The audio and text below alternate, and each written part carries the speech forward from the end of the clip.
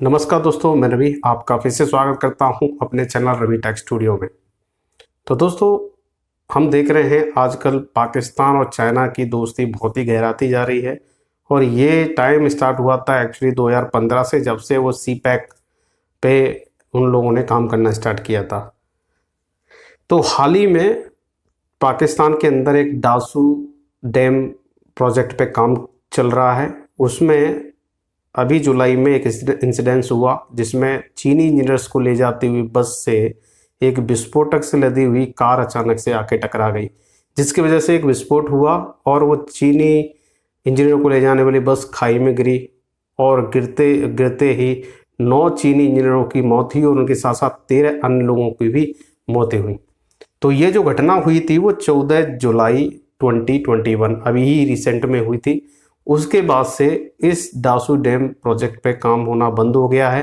अभी रिसेंट में जब होम सेक्रेटरी ने पाकिस्तान ने अप्रोच किया चाइना से और का रिक्वेस्ट की कि दासू डैम पे काम करो जल्दी से जल्दी, क्योंकि ये बहुत बड़ा प्रोजेक्ट है जिस पे पाकिस्तान का बहुत बड़ा पैसा इन्वेस्ट हो रहा है। उसके साथ साथ उसने कुछ लोन लिया था चाइना से, जिस मनी को उस पर लगा रहा है, और वो प्रोजेक्ट बीच में ही ठप पड़ गया।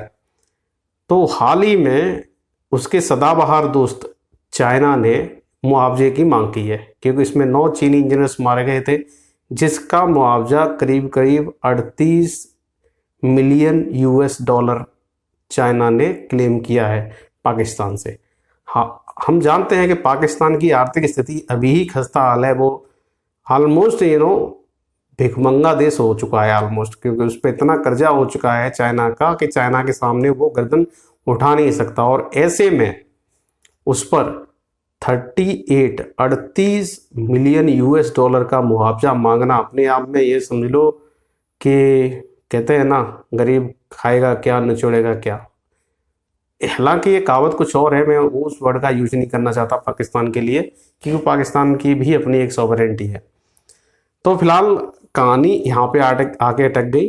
तो as per the news reported by the ANI that Mushtaq Ghani, जो कि होम सेक्रेटरी का ही एक प्रवक्ता है पाकिस्तान का, उसने लिखा इसमें बिजनेस रिकॉर्डर में लिखा कि चाइनीज़ कंपनी इस प्रोजेक्ट पे काम करना स्टार्ट नहीं कर रही है, और उस काम को स्टार्ट करने की एवज में वो सबसे पहले मुआवजे की डिमांड कर रही है। वो मुआवजा है 38 मिलियन US डॉलर। तो इतना सारा रुपया कहाँ से पाकिस्तान पठाएगा और कहाँ से देगा जिससे कि ये कंपनसेशन पूरा हो सके। वहीं चाइना ने अपने तल्ख लहजे में बोल दिया है कि सबसे पहले इतने मनी का आप करो पेमेंट, और उसके बाद में आपके दासू डैम प्रोजेक्ट पे काम होगा, और एल्स ये प्रोजेक्ट ऐसा ही कैसा लटका रहेगा। तो ये सारा इंसिडेंट 14 जुलाई को हो गया, और 28 जुलाई से दासू डैम प्रोजेक्ट का काम एकदम से ठप पड़ा हुआ है। और पाकिस्तान चाइना के सामने गिड़गिड़ा रहा है, क्योंकि अगर ये प्रोजेक्ट कंप्लीट नहीं हुआ तो उसका अरबों रुपया खर्चा हो जाएगा इसमें, और उससे उसे कोई बेनिफिट नहीं मिलेगा। क्योंकि सीपैक के बारे में भी हमने देखा है कि सीपैक भी आधे अधूरे काम पे ही लटक गया है, वो ज़्यादा प्रोग्रेस नहीं हो पा रहा है, क्योंकि सीपैक इंडियन क्लेम्ड कश्मीर से होकर गुजर रहा है, जिसे पाकिस्तान ने इलीगल तरीके से कब्जा रखा है, और उसके गिलगिट एरिया से ये निकलना चाह रहा था। उस पर इंडिया ने अपनी आपत्ति दर्ज कराई है। और जहाँ तक रही वर्ल्ड वाइड कंट्रियों की, तो वो लोग भी कहते हैं कि ये इंडिया का इंटरनल मैटर है, और इसमें चाइना को दखलंदाजी नहीं देनी चाहिए। और चाइना और पाकिस्तान मिलकर वहाँ पे सीपैक योजना बना रहे थे, जो कि ऑलमोस्ट अब तो ठप पड़ गई है। पहले इनने एकदम एक एक्सेलेटर तरीके से काम किया था 2016 और 17 में, और 17 के बाद जब आपत्ति चारों तरफ से आई तो सीपैक का प्रोग्राम वहीं पे लटक गया। हालांकि अब पाकिस्तान में मोस्टली जितने भी बेसिक इंफ्रास्ट्रक्चर प्रोजेक्ट्स हैं वो सारे के सारे चाइनीज़ कंपनी के हाथों में, और चाइना से वो सारा लोन ले चुका है। बीच में हमने देखा कि बिजनेस में भी अगर देखें कि एक्सपोर्ट और इम्पोर्ट करने में भी उसको ग्रे लिस्ट में डाल दिया गया है। तो ग्रे लिस्ट का मतलब है कि वहाँ पे महंगाई चरम पर है। वहाँ जो नॉर्मल चीज़ें जैसे हम कहते हैं चीनी, तुम्हारे चावल और टमाटर, इनकी प्राइसेस बहुत ही ज़्यादा हैं, सारी ऑलमोस्ट 100+ रुपीज़ हैं। और पहले ही उनकी इकोनॉमी की हालत खस्ता है, उनके रुपए की कीमत वैसे भी ज़्यादा नहीं है यूएस डॉलर के कंपैरिजन में। तो उनकी तो इकोनॉमिकली देखा जाए तो बहुत ही ज़्यादा खस्ता हालत है। ऐसे तैसे इमरान मियाँ उस वहाँ पे गवर्नमेंट चला रहे हैं, और ऐसे में ऐसे इंसिडेंट्स हो जाते हैं जो कि वहाँ पे एक नॉर्मल बात है।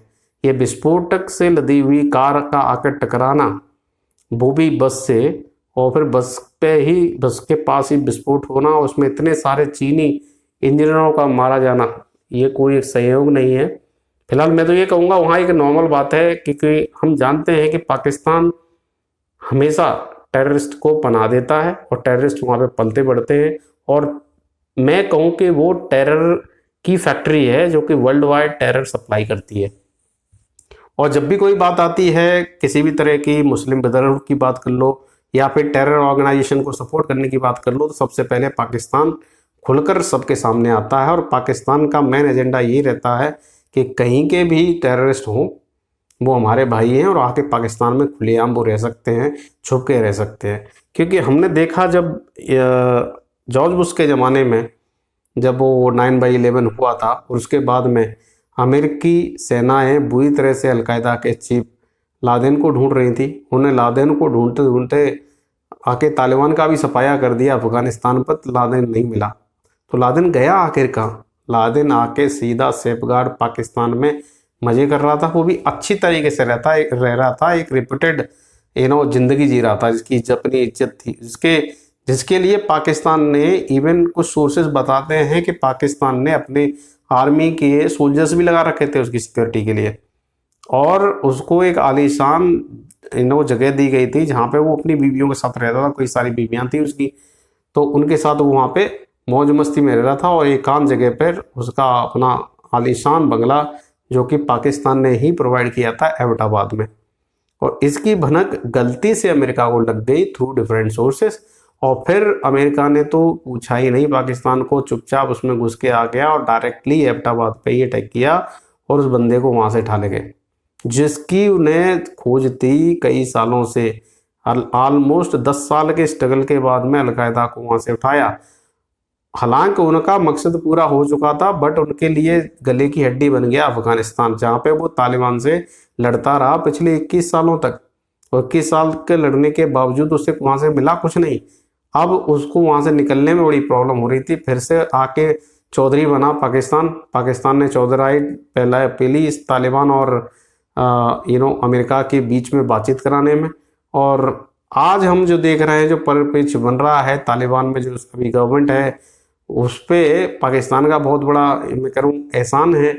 और उस एहसान के बदले वो कुछ अच्छा चाहता है in the future. We don't know which part of the country will be suffered, right, because of this pre-planned whatever they are deciding, Pakistan and Taliban. हालांकि भारत के लिए जहाँ तक देखा जाए प्रॉब्लम है, क्योंकि इस जगह पर, जहाँ अफगानिस्तान में, जहाँ टेररिस्ट ऑर्गेनाइजेशन ऑलरेडी खुलेआम सरकार चला रही हैं, और पाकिस्तान तो टेररिस्ट का बहुत बड़ा हितैषी है, तो इस मामले में भारत को बहुत ज़्यादा सतर्क रहने की ज़रूरत है। और हालांकि इंडियन गवर्नमेंट इस चीज़ को भांग चुकी है और वो प्रॉपर इसमें ऑलरेडी ऐसे स्टेप्स ले रही है। तो दोस्तों, ये बहुत ही इंटरेस्टिंग खबर है कि पाकिस्तान, जो कि ऑलरेडी इकोनॉमिक दिवालिया निकला हुआ है, उस पर 38 मिलियन यूएस डॉलर का मुआवजा लगाना, उस पर बहुत बड़ा कुठाराघात किया है उसके अपने ऑल वेदर फ्रेंड चाइना ने, जो कि अपने आप को फ्रेंड, वजह से चाइना किसी का फ्रेंड नहीं है इंटायर वर्ल्ड में। वो केवल दिखावा करता है कि we are the friend, but उनका मेन मकसद होता है कि अपनी बाउंड्रीज को एक्सपेंड करना और ज़्यादा से ज़्यादा लोगों को अपना गुलाम बनाना। और वही वो लोग कर रहे हैं। जितने छोटे कंट्रीज़ हैं उनको वो लोन देते हैं, उनको इतना लोन में डुबा देगा कि आगे वाले समय में ये लोग अपनी सर उठाकर उसके सामने बात नहीं कर सकते। तो डिफेंस तो आप छोड़ दीजिए, वो डिफेंस क्या करेंगे, वो जहाँ चाहेगा वो अपनी बाउंड्री को एक्सपेंड कर देगा। उसका मेन लक्ष्य अभी पाकिस्तान पे है, और पाकिस्तान के थ्रू वो तालिबान से भी दोस्ती बढ़ा लिया, क्योंकि अब तालिबान, मतलब अफगानिस्तान में तालिबान का भी हो गया, तो उसका जो बिजनेस पाकिस्तान में फल फूल रहा था, वही बिजनेस अब अफगानिस्तान में भी करेगा। इंडिया में हालांकि बिजनेस पे थोड़ा सा ब्रेक लगा है। पहले बिजनेस बहुत ज़्यादा होता था, अभी हालांकि कुछ लोग जागरूक हुए हैं तो बिजनेस थोड़ा सा कम हुआ है, but due to the world wide trade rules we can not actually deny any country to do business in any part of the country. So वो एक्सपोर्ट इम्पोर्ट चलता रहेगा, बट कहने की बात है कि अपने अंदर सेंस ऑफ व्हाट वी से रिस्पॉन्सिबिलिटी होनी चाहिए सिटीजन्स की, अपने कंट्री को लेकर कुछ दायित्व होना चाहिए। उसको देखते हुए अगर कोई एनिमी कंट्री आपके लिए गलत मंसूबे रखता है तो ऐसे कंट्री के प्रोडक्ट को यूज करना बंद कर देना चाहिए, ऐसा मेरा मानना है। This is my personal opinion. आप इसको कैसे लेते हैं ये आपकी मेंटलिटी पे डिपेंड करता है कि आप मेरे को समझेंगे यू आर ए कट्टर और समथिंग।